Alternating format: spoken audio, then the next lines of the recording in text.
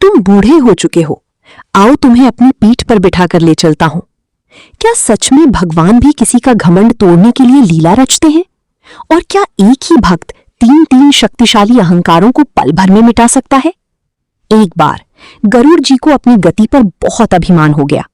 वे श्री कृष्ण के पास पहुंचे और बोले, प्रभु, क्या इस सृष्टि में कोई ऐसा भी है जो मुझसे तेज उड़ सके? श्री कृष्ण मुस्कुराए पर कुछ बोले नहीं।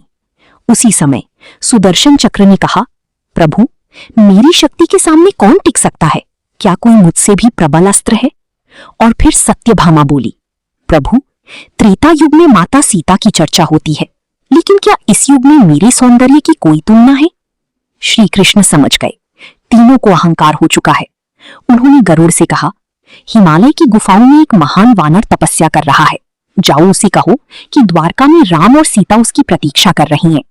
सुदर्शन चक्र से कहा, आज द्वार पर पहरा देना, किसी को भी बिना अनुमति अंदर मत आने देना। और सत्यभामा से कहा, आज तुम महारानी की तरह साज सज्जा करो। गरुड़ हिमालय पहुंची, बोली, चलो वानर, तुम्हें बुलावा आया है, राम और सीता तुम्हारी प्रतीक्षा कर रही हैं।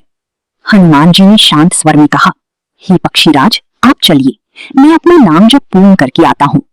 गरुड़ ने कहा, हनुमान, तुम बूढ़े हो चुके हो, आओ तुम्हें अपनी पीठ पर बिठाकर ले चलता हूं। हनुमान मुस्कुराए, आप चलिए, मैं आ जाऊंगा।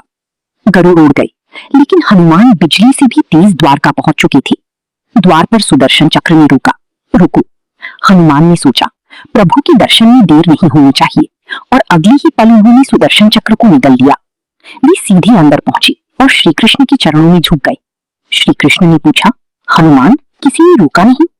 हनुमान बोले, एक चक्र रोक रहा था, पर समय बचाने के लिए उसे कुछ देर के लिए निगल लिया। फिर उनकी नजर सत्यभामा पर पड़ी। उन्होंने पूछा, प्रभु, ये दासी कौन है? मेरी माता सीता कहाँ है? ये सुनते ही सत्यभामा का सिर झुक गया। तभी गरुड़ भी पहुंचे और देखा कि हनुमान उनसे पहले आ चुकी हैं। हनुमान ने सुदर्शन चक्र को बाहर निकाल दिया। अब तीनों समझ चुकी थी, सच्ची शक्ति, सच्ची गति और सच्चा सौंदर्य अहंकार में नहीं, भक्ति और विनम्रता में होता है। और इस तरह श्री कृष्ण ने